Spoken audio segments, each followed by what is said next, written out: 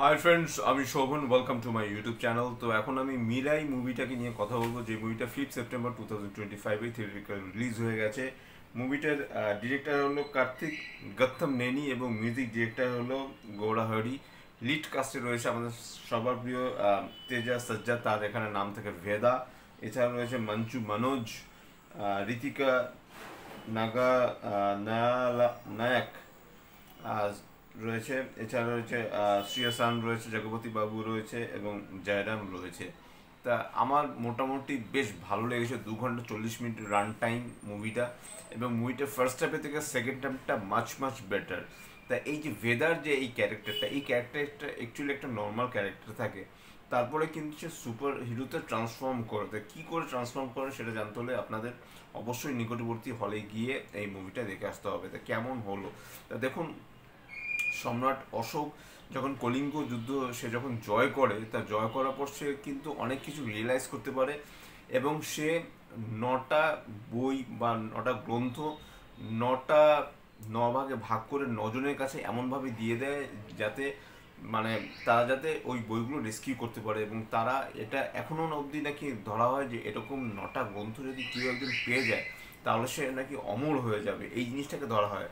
তা এই ঘটনাটার উপর বেস করেই কিন্তু মুভিটাকে বানানো হয়েছে। এখানে মঞ্চু মনোজের যে ক্যারেক্টারটা, মানে অ্যাকচুয়ালি যে অ্যান্টাগনিস্ট, যে সে আটটা গ্রন্থ সে পেয়ে যায়, কিন্তু 9 নম্বর যে গ্রন্থটা সেটা পাওয়ার জন্য এখানে একটা লড়াই হয়, এবং এখানে ভেদার সাথে সেই লড়াইটাই হয়। এবং সেই লড়াইতে কে জেতে সেটা আপনাদের জানতে হলে আপনাদের এই মুভিটা দেখতে হবে। তো এখানে একটা জিনিস আমি বুঝলাম না, এখানে যে ভেদার ক্যারেক্টারটা এখানে যে অম্বিকা অ্যাকচুয়ালি থাকে, শ্রিয়া সরেন মানে অম্বিকার ছেলে ভেদা। আর অম্বিকার তার একটা পাওয়ার ছিল, সেই ফিউচার সম্পর্কে সে জানতে পারে। এদিকে মঞ্চু মনোজের যে ক্যারেক্টারটা, সে 24 বছর ধরে এই আটটা গ্রন্থ সে কিন্তু 8 জনের থেকে হাসিল করে নেয়। 8 নম্বর গ্রন্থটা নেয়ার যে অ্যাকশন সিকোয়েন্স যেটা, সেটা কিন্তু মারাত্মক। সেটা হলো কিছু ধরনের বাদ্যযন্ত্র রয়েছে, সেই বাদ্যযন্ত্র দিয়ে কিন্তু অনেক কিছু করা যায়। সেই জিনিসটা সেখানে যে অ্যাকশন সিকোয়েন্স রয়েছে, বা এখানে তেজা সাজ্জার যে মানে ভেদার যে ক্যারেক্টারটা, সে একটা লাঠির মতো একটা জিনিস পায়। সেই পাওয়ারটা সে যখন পায়, সেখানে যে অ্যাকশন সিকোয়েন্সের মানে মারাত্মক, এবং ভিএফএক্স দুর্দান্ত রকমের। এই মুভিটার বাজেট নাকি 60 crores, এবং যেভাবে এখানে এআই ভিএফএক্স, এখানে সিজিআই যেভাবে এখানে ইউজ করা হয়েছে, মানে এক কথায় সিম্পলি সুপার। আমার কিন্তু মিরাই মুভিটা দুর্দান্ত লেগেছে, এবং হলে দেখার মতো মুভি, হল এক্সপিরিয়েন্স গ্যাদার করার মতোই কিন্তু এই মুভিটা। তো এখানে আগস্ত্যমণি রয়েছে, আগস্ত্যমণির একটা ক্যারেক্টার রয়েছে এখানে। জয় শ্রীরাম মানে রামকে দেখানো হয়েছে, এবং মানে রামকে যেভাবে এখানে ট্রিবিউট দেওয়া হয়েছে না, এক কথা অসাধারণ। এবং যে কথাটা একটু আগে ভিডিও শুরুতেই বলছিলাম, এখানে মোস্ট প্রবলি সম্পাতিকে দেখানো হবে, মানে জটায়ুর যে ভাই, সে সম্পাতিকে মোস্ট প্রবলি দেখানো হবে, এবং সম্পাতি মোস্ট প্রবলি ভেদাকে মানে তেজা সাজ্জার যে ক্যারেক্টারটাকে, তাকে হয়তো বা কোনো কারণে হেল্প করবে। তা সেই জন্যই আমি বলবো যে ওই জায়গাটা আমার একটু বুঝতে অসুবিধা হয়েছে। এছাড়াও কিন্তু মুভিটা ঠিকঠাক মতোই গেছে, অ্যাকশন সিকোয়েন্সগুলো মারাত্মক রকমের।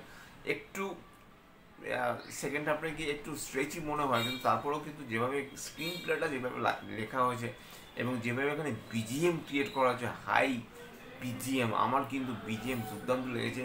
এবং এখানে ঋতিকা নায়কের যে ক্যারেক্টারটা, খুব মিষ্টি দেখতে মেয়েটা, এখানে তেজা সজ্জার মানে অপোজিট সাইডে অভিনয় করেছে, মানে অ্যাজ এ অ্যাক্ট্রেস হিসেবে তাকেও কিন্তু বেশ কিউট লেগেছে।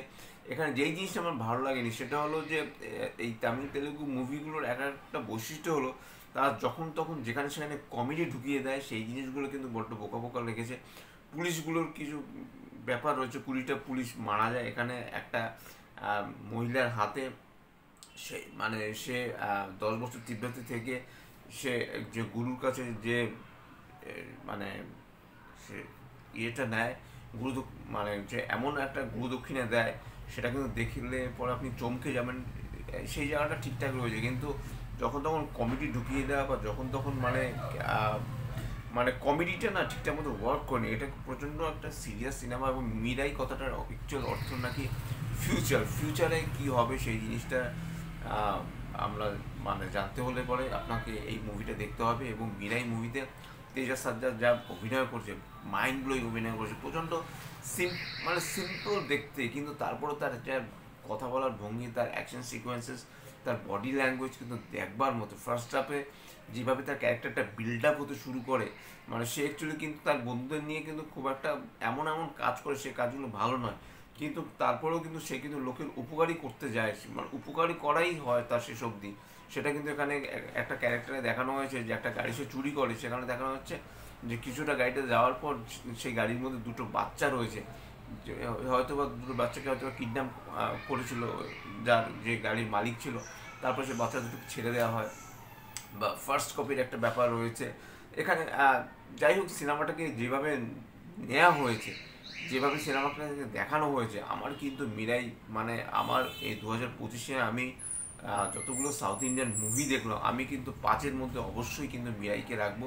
তার বেশি কিছু বলছি না, এর থেকে বেশি কিছু জানতে হলে আপনাদের অবশ্যই মিরাই মুভিটা হলে গিয়ে হল এক্সপিরিয়েন্স করতে হবে। হল এক্সপিরিয়েন্স ছাড়া এই মুভিটা কখনোই আপনাদের দেখতে বা শুনতে ভালো লাগবে না।